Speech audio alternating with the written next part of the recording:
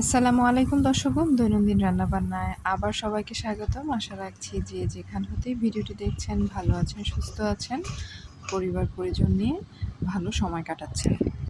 আজ তৈরি করে দেখাচ্ছি একটি বিশেষ উপায়ে কাঁঠালের বীজের ভর্তা। তার জন্য একটি শুকনো ফ্রাই প্যান চুলায় বসিয়ে চুলা গরম হলে তাওয়াতে এখানে আমি 1 টেবিল চামচ সরিষার তেল দিয়ে দিচ্ছি। এতে 10-12টি কাঁচা মরিচ আর 10-12 কোয়া বড় বড় যে ইন্ডিয়ান রসুনটা আছে সেগুলোর কোষ 10-12টি দিয়েছি আর কয়েকটি শুকনো মরিচ দিয়েছি।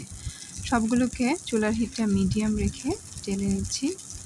আর আধা মিনিট যাওয়ার পর একটু টেলে নেওয়ার পর এখানে 2 মুঠো কাঁচা কাঁঠালের বিচি নিয়েছি। কাঁচা কাঁঠালের বিচি বলতে যেই পাকা কাঁঠালের বিচিটা এখনও শুকানো হয়নি, খুব বেশিক্ষণ হয়নি, হয়তো একটা রৌদ্র দেওয়া হয়েছে এরকম।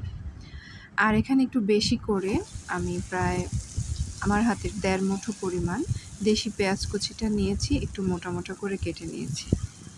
এখন সবগুলো উপকরণকে চুলার আঁচটা মিডিয়াম রেখে আমি 1 মিনিটের মতো একটু উল্টে পাল্টে দিচ্ছি আর স্বাদ মতো একটু লবণ দিয়ে দিচ্ছি।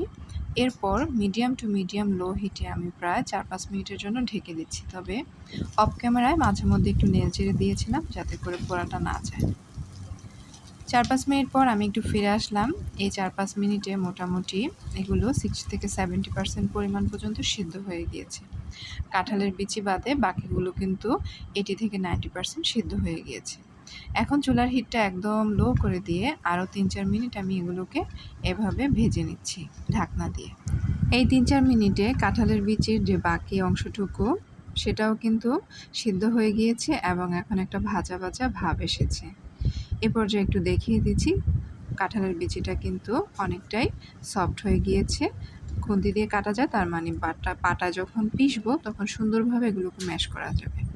একটু নেড়েচেড়ে যাতে পানি একদমই না থাকে এরকম একটু টালা দিয়ে এগুলোকে এখন শিলপাটায় বেটে নিচ্ছি। সবগুলো উপকরণই একসাথে বেটে নেওয়া যাবে, আর যদি চান সেক্ষেত্রে আলাদা আলাদা করে বেটে নিতে পারবেন।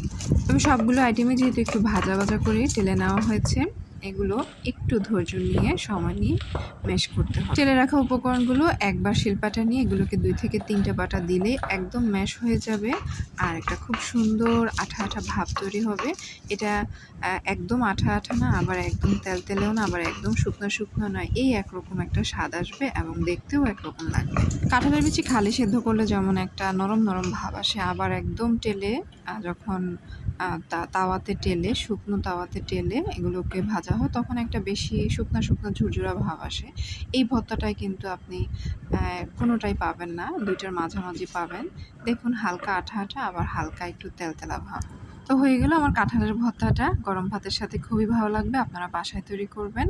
আর আমার ভিডিওটি ভালো লেগে থাকলে চ্যানেলটি সাবস্ক্রাইব করবেন, ভিডিওটিতে লাইক কমেন্ট শেয়ার করবেন। পরবর্তী ভিডিও পাওয়ার জন্য নোটিফিকেশন বাটনে ক্লিক করে রাখবেন। ধন্যবাদ।